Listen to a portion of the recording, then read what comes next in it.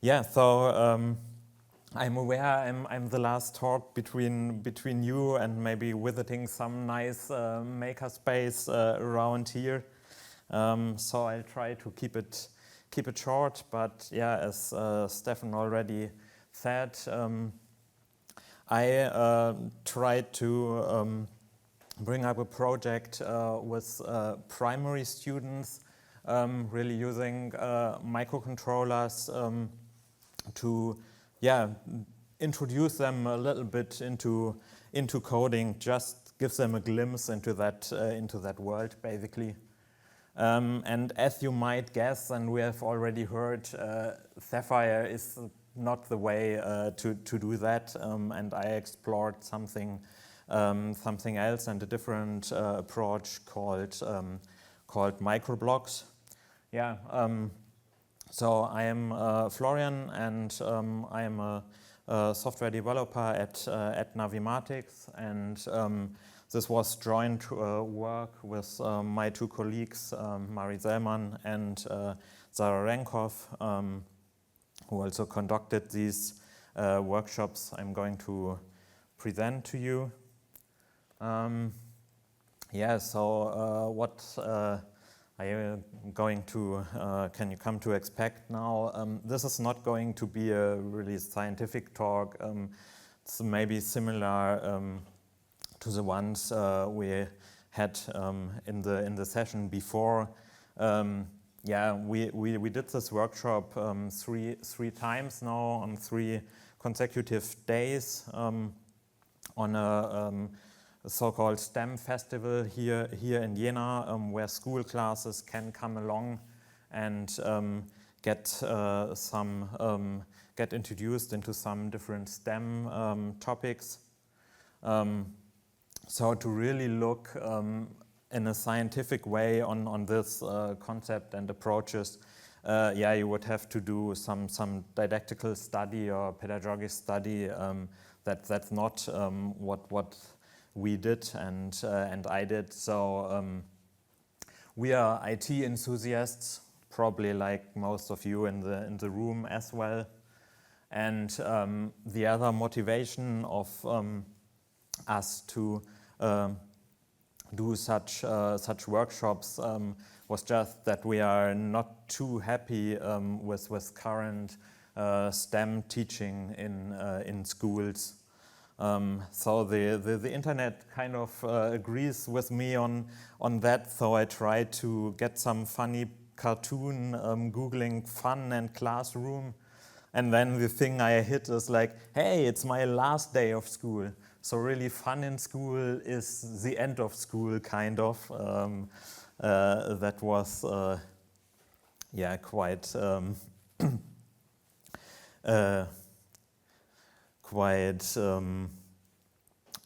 conceiving here.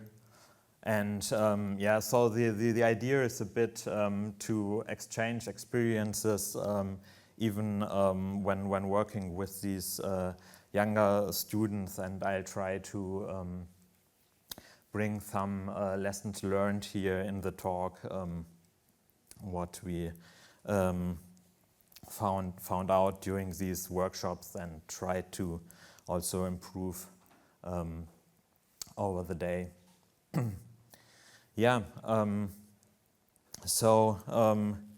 We heard that also in several talks now already, foster curiosity or triggering curiosity is the idea. Even the old Greek knew that. Heraclitus said, teaching is not filling up barrels, but igniting flames.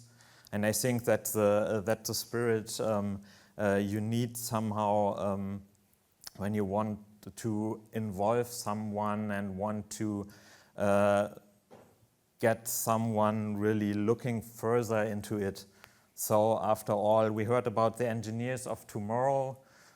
So this is maybe even for the engineers for after tomorrow. So trigger also the next generation of students to pursue careers in science and technology. of course, when we as software developers, for example, come into a school or have such a festival where the schools join us, then you're already kind of a spark. Yeah, it's already a special situation. So this is easier for us probably than for yeah, someone who teaches over a whole semester, like we heard these days. But I guess it's possible. So yeah, let's see how we can spark some flames concerning coding. Yeah, as I said, we devised a workshop for primary students. So we are really talking about pupils not even 10 years of age. Why did we want to go for primary students? For one thing, their curiosity is not yet spoiled, so they really just like to look into things, to get into something new. Technology is not so intimidating to them, or this kind of, you find it in later students sometimes, the feeling of, whoa, well, technology, nah, I don't really like it. Also, they are not yet so influenced by the willingness of being cool and not seeing too much into things. So that was the idea why we chose this age of late primary school. Yeah, and then why did we go for microcontrollers? Perhaps you had that as well. It's like you have something in hand, so you can get a grip on it. Would be maybe the English word, English saying, so that you can get a more direct feedback. And yeah, by coincidence, we had this Maker Citron RP2040 lying around in several boxes, in several copies. So that was really cool. That's the things, in case you have missed it, that we use for Sapphire trainings together with Innovex. So we had them available. And they have some nice features. All pinouts are linked to LEDs, so you see what is happening there. There's a buzzer on it, so you can make a bleep.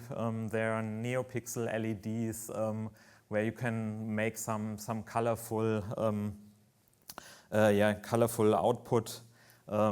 Somehow that's cool for that. And then we just went with a practical example and said, okay, we want to build something that detects the dryness of a plant. So you can just go and get an alert when the plant is too dry, so that you don't forget to water them. Just really typical problem in, I guess, most of the households. And then you have this thing that, you have something in your hands, you can plug cables into it, you can attach batteries. It's nice to work with, not only virtual stuff. So what did we use as technology? There's a cool project called MicroBlocks. It's got a website. You can run it. It's not completely open source, but most parts of it are open sourced. John Maloney is behind it. And with a team here tries to bring such a graphical programming language together with microcontrollers. You may be familiar with these blocks. Actually, Scratch uses them. Google Blockly is behind this realization. So this is a dialect of Blockly, you could say. Yeah, that's cool, and we thought this is nice for kids to use. Yeah, so with the realization with this MicroBlocks, it's browser based, so you have an in-browser environment. We already heard about the advantages of that one. You need to flash an interpreter on your microcontroller, so that's a preparation step you as a trainer have to do with all the devices. But yeah, it's not that difficult. And then the cool thing is you connect this to the browser, and you can even unplug it, give it an external power source, and the code is still executed. That's really nice. And there are also plenty of extra modules around for servo motors, for these NeoPixel LEDs. There is a plugin. So that was really helpful. Yeah, well, so that was the technology setup, and looked great. And then came the reality check. Well, and we started with the students. Here's someone around here. Yeah, and then you end up realizing, okay, yeah, it used to be loud in school. So it starts with listening and getting the kids paying attention to detail. What I wasn't aware of when I thought of all this was also that in this STEM festival, which was taking place, the classes actually booked slots of 90 minutes, and then like had a break and went to the next event. That was something that I didn't think of at the beginning. So we had to handle that somehow. Yeah, and that only worked out with really getting pretty tiny steps, and then going around checking that all the groups were still on track after every small step that we had to do, and also something, yeah, I kind of didn't think of because I had a PC when I was that age, and also my children grew up with PCs in the household and using them. But yeah, that even the UI concepts can be difficult here, like clicking the blocks together, drag and drop with the mouse is a bit of coordination. Yeah, you have to press your finger down, keep the finger pressed down, and move the mouse. I mean, you do that every day, and that for several years. Yeah, but it's like the kids there. They were used to tablets. Yeah, they were used to drag and drop, of course, but yeah, on a mobile device. That was something we learned and realized the hard way there. So that is something you have to keep in mind with smaller kids nowadays. And then you have a few terms. Some I did take into account. Some I didn't. So yeah, we were aware that we had to somehow explain the difference between analogous and digital, and yeah, reading these things. But still, that was a common mistake. Mixing these blocks, and then we had something like an inequality here, a comparison, yeah. And of course, you look at it and see, yeah, it's a Boolean statement. For them, it's something that is like either right or wrong. So either they get a red mark on it or they get points on it. That's it. So that was really something I didn't think of, but it was really interesting to see for them to learn that also a wrong statement, that also something that is just otherwise marked red in an exam can carry information and can be actually helpful for a computer program. Yeah, so that was a learning I took there that probably needs perhaps a bit more emphasis as well.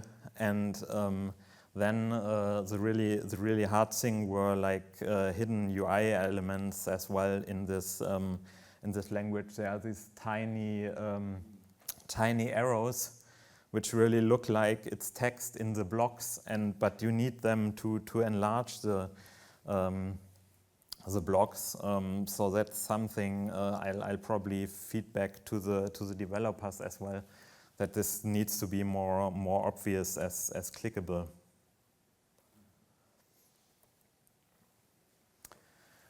Yeah, and the other thing was that the idea with the wiring and having forks plugging things together themselves was cool,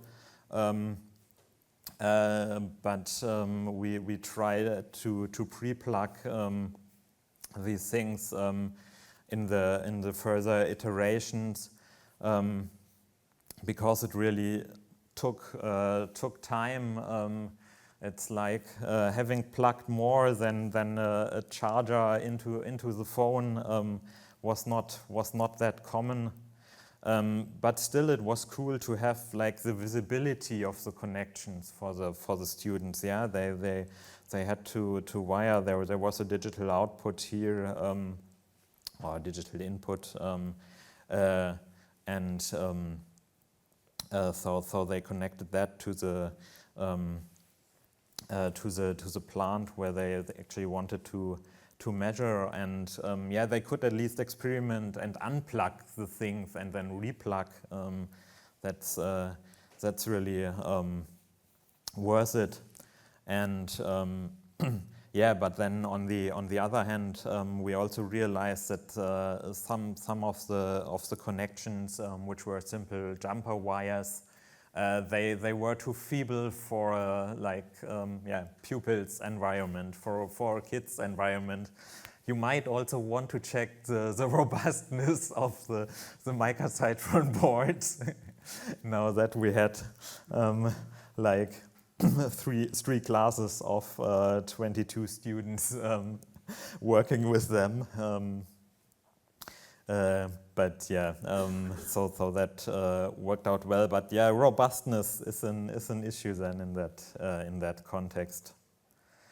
But still, I'll quit whining now and tell you also what worked well. Yeah, as I said, you need to guide step by step. It might be obvious, but yeah, think of a smaller step. And if you can think of a smaller step, then take that smaller step. Then reaching the point where something worked, which we really only managed after these these 90 minutes, but it was said here as well that is incredibly convincing and cool for the kids also. And then we had some folks which even went like, hey, there is another box and maybe I can put this in. So we got the curiosity with some of the participants, which was really excellent and a cool experience. And so as a conclusion of this approach is it's possible to spark the fun in coding and to ignite the flame there, to foster some curiosity, and get the students, even these young pupils, get them creating somehow, get them modifying the world around them rather than just consuming it. And for that you need to create the right circumstances. So if we have to do this again, we have to see that there is no time pressure. That would be the ideal case, to have it kind of open end, or to have some less time pressure at least. Then we'll be thinking of using tablets with younger students. There already were ideas in the audience whether the USB-C port might even work. We'll really try that. For this to work, you need a really concise and kind of locked in coding environment that is pretty clear and does allow a few extras, but like not too much. You really have to find the right middle way around it. So that was really a cool thing to go with kids and start making. And now we'll probably have time for the makerspace to see what they are making. Thank you. So thank you very much for your insights of this experiment with the younger students. Any questions about this? Sorry. So I can share my personal experiences on waking up the interests of my son on on electronics and software development. He loved his Simpson, so his Mofa. Okay. Yeah. Okay. And he put LED light stripes on it and makes it very nice, shining and so. And so I said, what I can do, I know what neopixels are, and I created for his blinker, I don't know what's the word in English. Indicator. The turning light. Yeah, so I made a PCB with 50 neopixels LEDs on it. So for the original housing, so he can put it in his, so he can replace the lamp by the neopixel. Yeah. And then I thought, when I show him this, and I say, you can do it, let it blinking as you want to like it blinking, then his interest is to wake up. But that does not happen.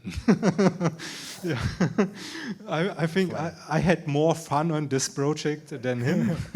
Okay, but at least you had fun. And I always said, you will have the best blinking Simpson on the world, but that was not enough. Okay. So, but I appreciate what you're doing. Thank you. So, next question, please. What is your experience of scaling this graphical programming environment to something that is a little bit more than one page or one screen? Does it automatically scale down to something tiny, or what's happening? Or do we have to scroll? Okay, if you have more than one on this programming environment, you have more than one page. Yeah, it just you have to scroll. It's a browser window, and you scroll down. We didn't reach that long blocks with the kids now actually. So don't know if they could handle the scrolling well, but I think that's the concept they know from websites. Would be my feeling, but just. Thank you. At least for the environment node red, I can tell you it's an endless canvas. You can place the nodes everywhere and you connect between those nodes, everything. I think it's the same for this block device. Yeah. Thanks. Any more questions about this? Doesn't seem to be.